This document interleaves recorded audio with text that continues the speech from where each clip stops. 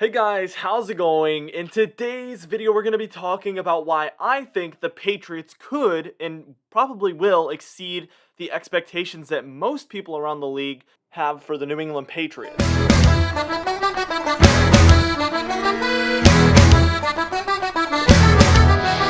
Now, be sure to like the video, smash that like button, leave a comment down below what you think of all the things I talk about in this video, and be sure to subscribe, even if you haven't, even if you don't want to, guys, because we are just a few subscribers away from hitting that 10,000 subscriber mark. So just hit the subscribe button, even if you're never using your YouTube channel, if you don't use your subscriptions, because it would mean the world to me. So if you enjoyed this video at all, please consider doing that. First things first, we're just going to go over the bad and the good. We're going to go over the good first, and this is basically just the things that I think will lead the Patriots to a better season than expected. The bad are the things that could hold back the Patriots. And first things first, we're talking about the number one thing I think is good about the Patriots, and it's that they're significantly improved. And a lot of people, I'm just going to go out and say it, the expectations right now, according to most fans and some analysts around the league, is around a .5 season, .500 season, and that's not even hardly possible with a 17-game season, but they probably have expectations around 7-8 or perhaps 8-9, something like that. That's where the expectations are, and if you watch my record prediction video, you would see that I expect the Patriots to win anywhere from 10 to 12 games this upcoming season. You get one more game as well in there, so 12 wins doesn't mean as much as it used to. It's a little bit worse than it used to be, but that is where my expectations are. So a solid, 2 to 4 wins more than what most people around the league think, and only the fans would know most of the things that I'm going to go over in this video. So if you're not a Patriots fan, allow me to enlighten you. Significantly improved. Let's talk about that. Opt-outs last season was league high. We had 8 opt-outs, and I'll go over which ones really mattered and which ones didn't. But from number 1 to number 8, we're going to go from who mattered to who didn't.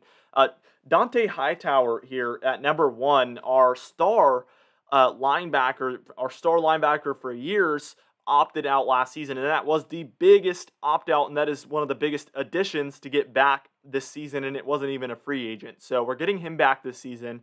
That is going to already, improve the pass rushing and also the run defense of the team significantly, because obviously at that linebacker position, you are kind of the quarterback of the defense for the most part. So that is probably the most important position on the defense. Obviously, defense is a little bit less.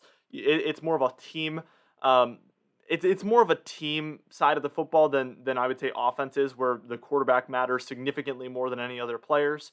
But Dante Hightower is probably up there with some of the most important positions, obviously, at the linebacker position. Number 2, Patrick Chung. This one isn't going to actually make a huge difference because Patrick Chung retired. So actually, it's going to make no difference. It's as if he opted out and he still opted out. But he wasn't opt-out last season. Marcus Cannon, we're not getting him back either, so that one isn't really going to matter too much. The one thing I will say is we did address the offensive line. In last year's draft, we brought in Michael Onwenu, who has been a huge addition, one of our best players on our team, according to Pro Football Focus, with an 84.3 rating from last season. Really, really good interior offensive lineman there. Obviously, Marcus Cannon wouldn't be expected to start this year because we have Isaiah Wynn at our left tackle position at an 82.6, by the way, rating. And then we brought on Trent Brown, which is our second addition to the offensive line, at a 68.9, although that was with the Raiders, and I do expect him to see significant improvement with the Patriots again, because his best season on his entire career was with the Patriots. So I think he just fits in better with our offensive line and with our scheme. Back in 2018, when he was on our roster, he got a 73.4 rating, and I expect him to at least get something in between 68 and 73. Maybe I would say about a 70 at least, now that he's back with the Patriots. That would be safe to assume, if not, up there in the mid-70s again with the Patriots. So yes, that's a huge addition as well. Also, David Andrews was not a part of the team last season with his health things that were going on. It was something with blood clots in his lungs, so obviously that was a very unfortunate and scary situation for him. But yes, David Andrews is back, so that's another huge addition that isn't even a free agent or an opt out. It was just somebody who was off the field last season. So to get David Andrews back at that center position, one of the best centers in the league, was a really, really huge addition. So overall, we've completely solidified the offensive line, and it's going to be much better than last season, even though we lost Joe Tooney, who was debatably our best offensive lineman.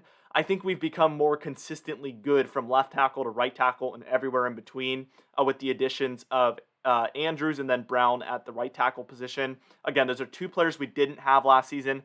Michael Onwenu was already doing a great job coming in, filling in at one of the guard positions. So to have him there, that's a great replacement. I think for Joe Tooney, I think that's going to be a good enough replacement. Obviously, a bit of a downgrade, but not as bad as it could have been.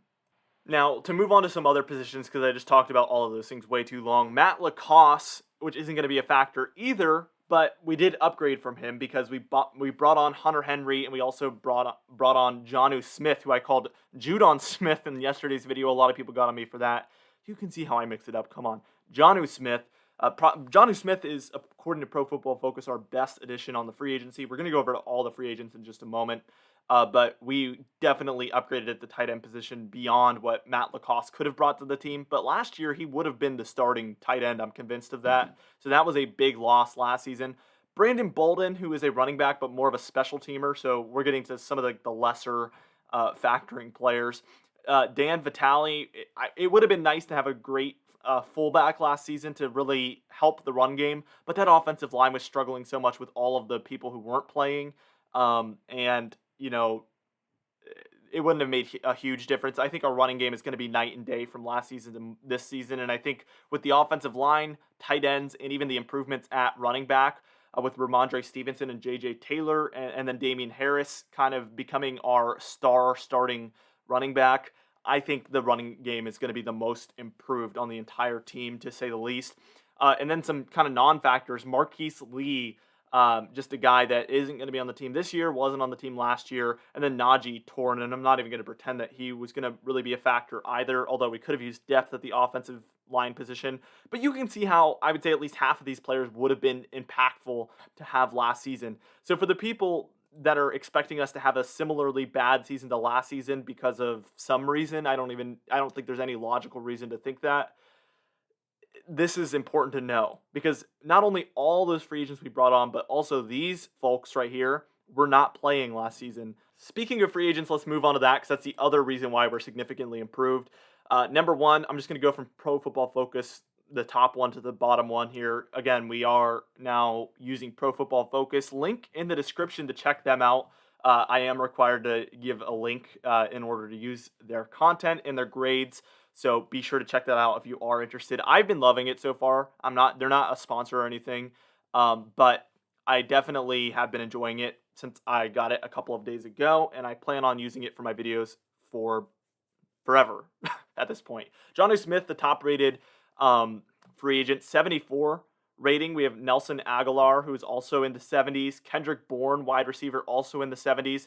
Anywhere in the 70s is very good, by the way. This isn't Madden.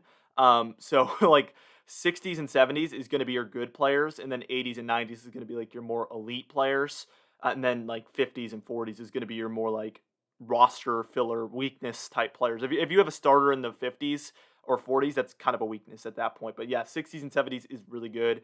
And all these players are in that range. Hunter Henry, also in the 60s and 70s. I think he's in the lower 70s. Then Trent Brown is in the upper 60s, but again, should be in the 70s again. Matt Judon in the 60s as well. And then Jalen Mills is also in the 60s. All of these players range from 66 to 74 on Pro Football Focus, which are going to be good impact players, solid starters. Is in that upper 60s to lower 70s range. So these are all great additions for the team, to say the least. That is going to make a massive difference as well. And these additions far out play the losses that we had, the minimal losses that we had. Let's talk about the second good here. No weakness. When I looked at the Pro Football Focus grading on the whole team, I noticed one thing about our team versus any other team in the league.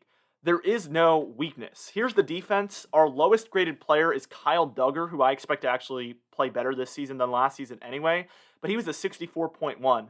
Again, anywhere in the 60s to 70s is a solid starter. And then highest is 80.7 on the defense, and that's going to be Jonathan Jones. A little bit of a surprise there. But our slot defender there in Jonathan Jones was the highest rated. I've been high on him for years now. Super fast guy, super good player, baller at the cornerback position. But yeah, ranging from 64 to 80 is really, really good on the defense. That's consistently good. And then on offense, our lowest graded player is higher graded than our lowest defensive player, and that's going to be David Andrews, which I think he's better than that. But 67.7, again, solid starter range. Anything above 70 is going to be your good starters. But he's nearly in that good starter anyway. And then our highest graded player is actually Damien Harris with a 90.3, which is bordering. I think he's a little unproven at this point, but I would say 90 plus is definitely your star players in the NFL here, according to Pro Football Focus. So yeah, our low end players that are starting are actually not that low. So that's another thing to note about this team. It's very consistently good, but not great across the board. We don't really have any stars. Damien Harris is the closest to being a star. And I say if he has a really good season this season, I would say he is a star. But at this point, there is no stars that are proven stars yet. So that's the only thing I will say. We'll get into that in a moment. Another good, easy schedule. We do have some difficult games in there, but this is much easier than what the Patriots are used to. It's important to note that your difficulty of schedule, and they try their best with it, there is like an actual system to it that they can't really differ from. But the way it's built is how good you played last season. They're going to use that to give you a schedule on the upcoming season. So, for instance, you might have noticed when the Patriots were absolutely dominant across the league, you might have noticed we played the Broncos and the Steelers every single season. That's because they were also their divisional winners. So, if you're the divisional winner, you play all the divisional winners. But if you're like us and you were third place in the division, we're going to be playing mostly third place teams that were third place in their division last year. So that's going to be something to definitely note. And then you play an entire AFC division, and this time it's the AFC South with the Titans, Colts, let's see here, Houston, and then who am I missing? Oh yeah, the Jaguars. They're at week 17. So that isn't the hardest, but not the easiest one either. Obviously, Tennessee and Indianapolis are going to be pretty tough, and then obviously Houston and Jacksonville will be a little bit easier than those two. But yeah, so this is a much easier schedule than we even had last season because the year before last season, we obviously won the division. So we played all the division winners last season. We had to play more tough teams because of how good the team was the year before. So now that the team struggled last year, we're going to get a much easier schedule this year. I hope that makes sense. But yes, a much easier schedule this year than last year. Back to Patriots style, and what do I mean by that? Cam Newton, we had to kind of adjust the style a little bit, obviously, with the running quarterback game. You might have noticed we called some plays last season that would not have been called for Tom Brady. That's obvious. I don't even need to say that. But I think Josh McDaniels and then Bill Belichick, I think they want to get back to what we were able to do with Tom Brady with a pro-style, quick-throwing quarterback. Mac Jones, not going to be exactly like Tom Brady, obviously. That's obvious. Every single human being is different than any other human being. I mean, that's crazy to think about, but it is true. There will never be another Tom Brady because everybody's like, oh, he's going to be the next Tom Brady. Yeah, there's going to be differences no matter what. Even if he's almost as good or as good, I mean, anything is possible. I don't think that's going to happen, but anything is possible. He's not going to be exactly the same regardless. But it is a lot closer to Tom Brady than Cam Newton was, and I think we're going to be able to get back to a Patriots style that is more comfortable for the coaching staff and a lot of the players that are around the quarterback. They're going to be back in their comfort zone. Players like James White, who is one of the only veterans still on the team that's not on the offensive line, that's actually going to be impacted a lot by how the quarterback plays. I think he's going to see a kind of a bounce back year because of a pro-style quarterback being back there. I think that, getting the two tight ends, we're going back to the Boston Tea Party days, things that we've done before. Strong running game, strong offensive line play, bringing us back to our 2018 days. A team where we won the Super Bowl and we were very comfortable in that run heavy offense, strong defensive scheme. Oh yeah, and the defense. Strong, consistently good defense where I think Bill Belichick is going to be able to do a lot of things with this defense. We're back to the Patriots style, back in their comfort zone and back where I think we're going to be more familiar with what we're going to be trying to call And I think that's ultimately going to lead to a lot of success. So that's my 4 reasons why I think the Patriots are going to exceed expectations. Here's some things that could hold them back. A little bit of a tougher division this year than in years past. And by years past, I mean pretty much the entire past 20 years. This is the toughest we've seen the AFC East. So that is one thing for sure. I don't think there's going to be an easy game versus the Dolphins, Jets, or the Bills this year, whereas we used to have 6 easy games. So that is a massive difference, and I think that's why we're not going to go like, that's we're not going to go like 13 or 17 wins because there's going to be very tough divisional games, and there is going to be divisional losses this season. In my opinion, I would be completely, utterly shocked if we went 6-0 in the division. I don't see that happening, especially not against the Bills and the Dolphins. There is a chance that we go 2-0 against the Jets, who I think have a good quarterback now, but the roster, you can ask any Jets fan, needs improvement still. Number 2 reason for the bad, rookie quarterback. There's going to be rookie mistakes. I think Mac Jones is very prepared for the NFL, but we can't expect him to play exactly like a veteran. He's not going to have 30 touchdowns and 5 interceptions. We're going to be a lot more towards the middle there. We're going to be more balanced there. You can expect 10 plus interceptions and maybe below 25 touchdowns. And if he's really good, we could see somewhere between 20 and 30 touchdowns. But it's his rookie year. We can't expect too much. There is going to be rookie mistakes, and that is something that could lose us a game or two. So we need to note that, obviously. Limited stars, number 3. I talked about this earlier. The only players that are, I think, scratching that stardom status is going to be Damian Harris and then also J.C. Jackson. If Stephon Gilmore comes back, that is a star. Stephon Gilmore is a star. Devin McCourty, I would say, is a star, but he's, past his prime. So he's going to count as, half a star probably just because he's getting up there in age. And that is going to make a difference. But you can see how there is some teams that have way more star power. We don't have that star power. What our strength is here is going to be that, consistently good across the board. Again, Pro Football Focus ranging from about 65 to 80 on both the defense and offense for the most part. So consistently good at every single position. There is no weakness really for this team, but there is limited star power, and that is something that could hold us back. Number 4, and this is my final note, new faces. And what do I mean by new faces? Well, we've seen teams bring in a lot of free agency players and have a lot of new people on the team, and whether it's rookies, whether it's players that didn't play last season that were rookies in the 2020 draft, we have a lot of new faces. Let's face it. No pun intended. Browns, that's my first example. I've talked about this before, but there was that year, remember when they brought in every single free agent? Like they probably paid more money than we paid for our free agents this year in 2018. A lot of star power they brought on, but they still went 7-8, although they are the Browns. And then they went 6-10 the next year, and they all were signed to long-term contracts. And it finally came together in 2020. So it's a very similar free agency, turnaround. I mean, obviously they went from 0-16 to bringing in all those free agents.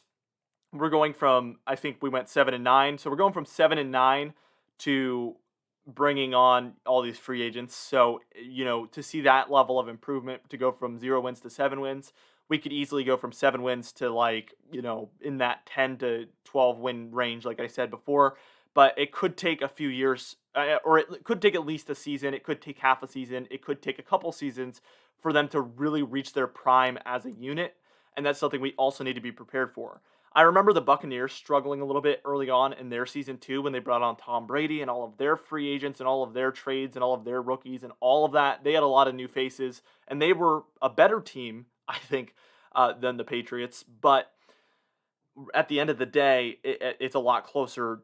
That situation is a lot closer than I think the 0-16 Browns to last year's Patriots. But there is, no matter what, usually these teams that bring on a lot of new players, they struggle a tiny bit and they don't really reach their prime until a little bit later on, whether that's halfway through the season, whether that's 3/4 of the way through the season, whether that's a couple seasons down the road. They do eventually get it together and become a really good unit, but it can take time and we could struggle early to work as a unit. Anyway, that's it for this video. I hope you enjoyed it. It's been a 20-minute video. This might be the record longest video on this channel. Well, at least a talking video, that is. But I hope you enjoyed it. Let me know how you feel. Leave a like down below, by the way. Smash that like button. Leave a comment down below letting me know what you think of all of the things I said in this video. And also be sure to subscribe. Again, we're about 50 subscribers away from 10,000. We could hit it today if some of you just go ahead and hit that. So be sure to do that. I'd appreciate it a lot. I'll see you guys in the next video.